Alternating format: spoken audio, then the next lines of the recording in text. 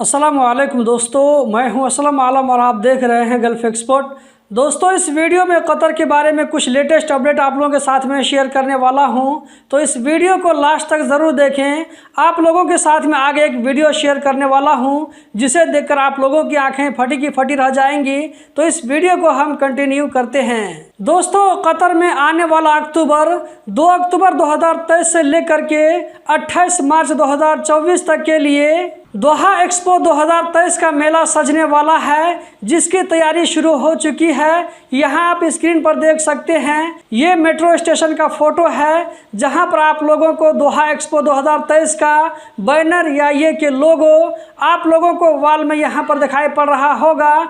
इसकी एडवर्टाइजिंग यानी कि इसका प्रचार शुरू हो चुका है। ये इंटरनेशनल मेला अलविदा पार्क में होगा। इसमें कतरियों और खारजियों को मेट्रो की तरफ से सबसे बेहतरीन सर्विस जो कि ट्रांसपोर्टेशन की शक्ल में दी जाएगी। हमद इंटरनेशनल एयरपोर्ट पर कस्टम वालों ने एक पैसेंजर के बैग से लगभग 6 किलो ममनुआ सामान को जब्त कर लिया है। इस सामान को ढोल के अंदर छुपाकर कतर लाया जा रहा था, लेकिन जैसे ही ऑफिसर को डाउट हुआ तो ऑफिसर ने अच्छे से चेकिंग की। उसके बाद में ये सारा सामान बरामद हुआ। इस सामान को पकड़ने के बाद में इसको पब्लिक प्रोसिक्यूशन के हवाले कर दिया गया है, जहां इसके खिलाफ कानूनी कार्रवाई की जाएगी। दोस्तों, यहां पर आप स्क्रीन पर एक वीडियो देख सकते हैं। ये कतारा लुसैल की वीडियो है, जहां पर 2 टावर के बीच में एक रस्सी बंधी हुई है और इस रस्सी पर एक आदमी आप लोगों को चलता हुआ नजर आ रहा होगा।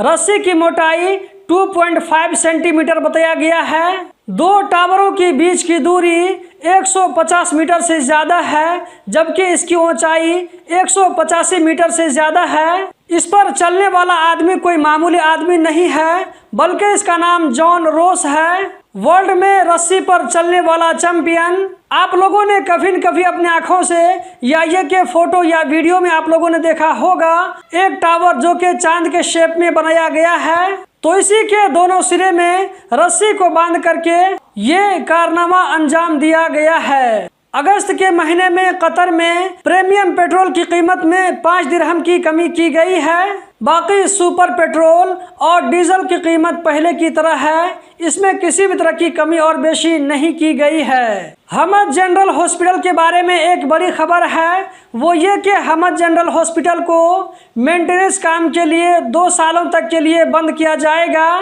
इसकी फिर से डिजाइनिंग की जाएगी, कुछ चीज़ों को ऐड किया जाएगा, जबकि कुछ चीज़ों को रिमूव किया जाएगा, कुछ चीज़ों को अलसिरे नौ लगाया जाएगा। इसमें जितने पेशेंट हैं सारे पेशेंट को दूसरे हॉस्पिटल में शिफ्ट कर दिया जाएगा। मिनिस्ट्री ऑफ औकाफ की तरफ से एक नई मस्जिद की ओपनिंग हुई है। इस मस्जिद का नाम मस्जिद अली अल मिस्नद है, जो कि इक़दा के एरिया में है। इसमें लगभग 378 के लोग नमाज पढ़ सकते हैं। कतर में एक साइकिल सवार को 30,000 रियाल मुआवजा दिया गया है। दोस्तों, इसके बारे में पूरा डिटेल से यहाँ पर नहीं बताया गया है। जितना न्यूज़ में बताया गया है मैं उतना ही आप लोगों के साथ में शेयर करूँगा।